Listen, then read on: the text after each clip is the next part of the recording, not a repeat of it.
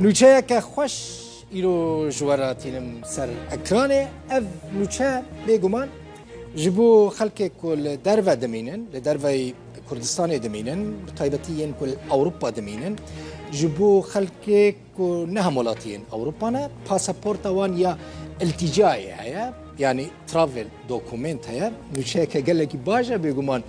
جبوان کسان یک پروبلمن خلقه کل اوروپا دمینن و دخوازن وارن کردستان استاندنا ویزایه. اون دزانن ما گلک جاران اف پرسکریک آنی سر اکرانی رو داوه. کسان کو پاسپورت وان اوروپی هنه به ویزا دکارن در باسی کردستانی ببن. لی خودین پاسپورت ترافل دوکومنت یعنی او پاسپورت التجای ویزا جوان لازم بو بره نه ویزا را بو. ادی او دکارن به ویزا جا اوروپا وارن کردستانی تنه لبالافرخانه ناف دولتی هولره و سلیمانیه و مصرف رسومات در باسبونا کردستان بدن و در باس ببن یعنی پرین دخولیه بدن دکتر ریبار بابکی سروک کمیته پیوندین در و لپارلمان کردستان که دمک جنیزیک و لسروی پرسه کار دکه و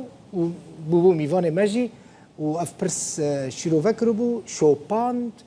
انجامین باشه در کتن درباره راکرنا ویزا داشت سر پاسپورت ترافل دوکومنت جرودای را آخفیه تماشا بکن. اوی که ترافلین دوکومنتی پی او توانه که داخلی هرمی کردستان به لیک لفروک خانه کانت فروک خانه هولیر بیا سلیمانی علاوه دخولی رسومی دخولی کادا که تنها 100,000 دیناره. اوشی که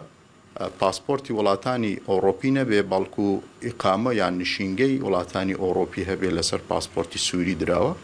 او ابی داوی ویزا بکا یا لری نونراتیکانی حکومتی هریبی کردستان یا لری پرکرنوی فورم بشویکی اونلاین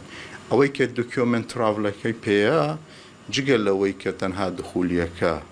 يعني كاتك داخلي سنوري هرمي كردستان بلا فروك خانه كان رسوماتي دخوليه ادا جگل لما اشتواني داوي ما في نشينجب كابو ماوي يك سال بمنيته ولا هرمي كردستان يعني ما وشتكي تازه كراو بله يعني او کسی که در باسی کردستان ببد دکاره اقامه سال کیجی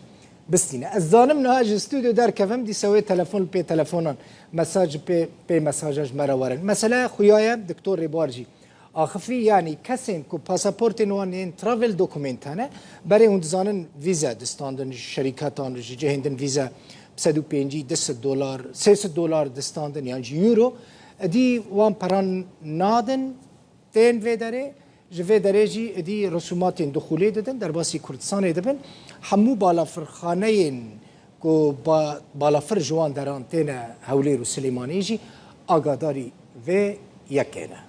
زلال بو باردکم همو سر خیره بیانی حکومت کردستان بریار ویرنگی بستینه و دستاندن وان بریاران او بریار ده خدمت خلق مدبن ین کل دروی ولات دمینن مالا و آبا